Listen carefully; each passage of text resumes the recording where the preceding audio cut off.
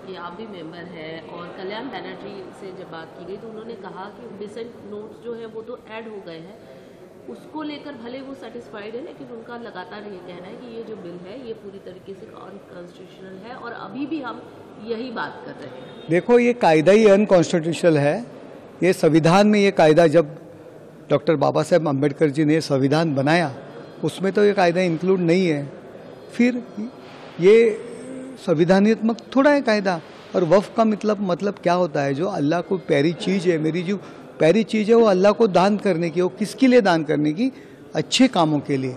लेकिन आप देखो कि वफ़ की प्रॉपर्टी 2, 4, 5, 10 लोगों ने हड़प की है। उससे जो कुछ आमदनी आती है वो गरीब मुसलमानों के लिए कुछ भी खर्चा नहीं होती, वो खुद का फ़ायदे के लिए खर्चा हो रहे हैं। आप कर्नाटक जैसे सरकार में देखो, मैं नेताओं का नाम नहीं लेना चाहता हूँ, लेकिन वफ़ की प्रॉपर्टी पर होटल्स, लॉजिंग वहाँ खड़े हैं, थिएटर्स खड़े हैं, लेकिन उसका फ़ायदा गरीब लोगों को कहाँ हो रहा है?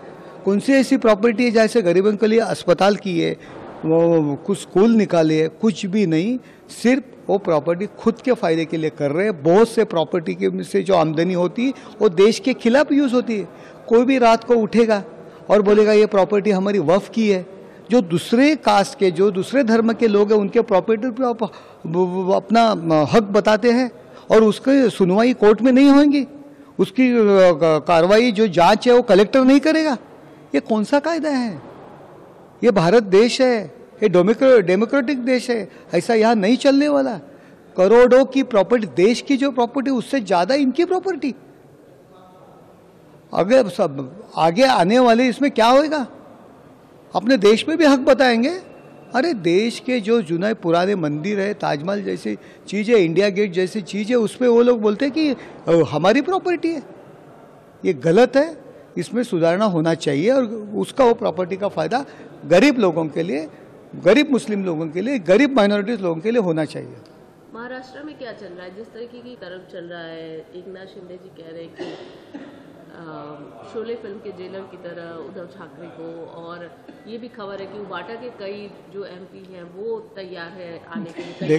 देखो, जब शिवसेना स्प्लिट हो गई तब एकनाथ शिंदे जी के नेतृत्व में बहुत से लोग आए, लेकिन बाला साहब ठाकरे जी का लड़का करके उद्धव जी के साथ एक सहानुभूति के लिए रोना धोना उनका चालू था।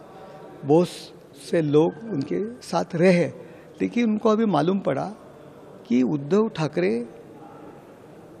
जिस बाला साहब ठाकरे जी ने कांग्रेस को विरोध किया था, जिस बाला साहब ठाकरे का जो मूल मंत्र था, मूल विचार था हिंदुत्व का, ये तो उद्धव जी ने छोड़ दिया है। ये तो कांग्रेस के साथ बैठ रहे हैं, सोनिया गांधी के पैर पड़ रहा है। ये बातें शिवसैनिक बर्दाश्त नहीं कर सकते, इसीलिए शिवसैनिक उनको छोड़ रहे हैं। अगर शिवसैनिक नीचे नहीं रहेंगे, कार्यकर्ता नहीं रहेंगे, तो नेता लोग कैसे उनके साथ रहेंगे? क्योंकि उनको भी आगे फ्यूचर है, उनको भी आगे इलेक्शन लड़ना है, उनको भी पॉलिटिक्स में रहना है। अगर मेरे साथ मेरा कार्यकर्ता नहीं रहेगा, लोग नहीं रहेंगे, वोटर्स नहीं रहेंगे, तो उद्धव ठाकरे के साथ मैं रह के क्या करूँ? सब लोग इसीलिए उनको छोड़ के एकनाथ शिंदे साहब के नेतृत्व में हमारे शिवसेना में शामिल हो रहे हैं।